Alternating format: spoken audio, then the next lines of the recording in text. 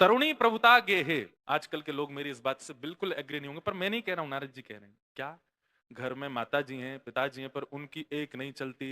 तरुणी प्रभुता गेहे। किसकी चलती है? पत्नी की चलेगी। माता जी कह रही हैं ऐसा करो, ऐसा करो, ऐसा। बेटा कहेगा नहीं नहीं नहीं नहीं, जो ये कहेगी वो होगा। अच्छा, इतना ही नहीं, शाल को बुद्धिदायक। बड़े भैया छोटे भैया से तो पूछना दूर, लेकिन पत्नी के भैया जो कह देंगे वो सर्वोपरि है। शाल को बुद्धिदायक। साले साहब, इनकी बात पहले मानी जाएगी। साले हैं हमारे। कई माताओं को मेरी बात अटपटी लग रही हो तो भैया नारद जी से बोलना है, ऐसा क्यों बोले?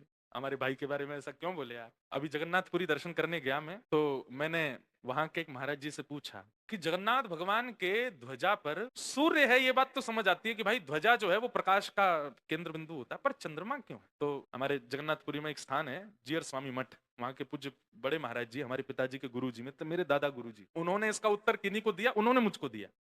वो बोलते हैं, बोले जगन्नाथ भगवान की ध्वजा में चंद्रमा इसलिए है क्योंकि चंद्रमा जगन्नाथ जी का साला है।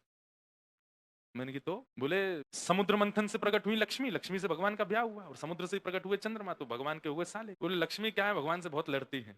तो जब जब लक्ष्मी लड़ने आती है तो ठाकुर जी ऊपर देखते, तो फिर लक्ष्मी जी कहते हैं ऊपर क्या देख रहे हो? बोले नहीं देख रहा हूँ, साले साहब ऊपर बैठे हैं। तो फिर लक्ष्मी जी जब देखती हैं कि भाई साहब हमारे ऊपर बैठा रखे हैं, तो लक्ष्मी जी का क्रोध शांत हो जाता है, कम हो जाता है। कई ऐसे प्रसंग जगन्नाथपुरी में होते हैं कि लक्ष्मी जी नाराज हो जाती है ठाकुर जी से। ठाकुर जी, अब ये सोच लीजिए कि वहां भी ये सब चलता है।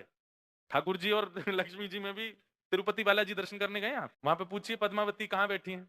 वो नीचे बैठी हैं पर्वत के। क्यों गुस्सा हो गई ठाकुर जी से? दक्षिण महाराष्ट्र में पंढरपुर दर्शन करने जाओ, भगवान विट्ठल खड़े हैं, रुक्मणी जी कहाँ हैं? मंदिर के पीछे बाहर खड़ी हैं, गुस्सा हो गई। तो ये तो स्वाभाविक बात हो गई है कि वो उनका होना ही है। तो वहां भी ठाकुर जी कुछ ना कुछ यत्न करते रहते हैं मनाने के लक्ष्मी जी को।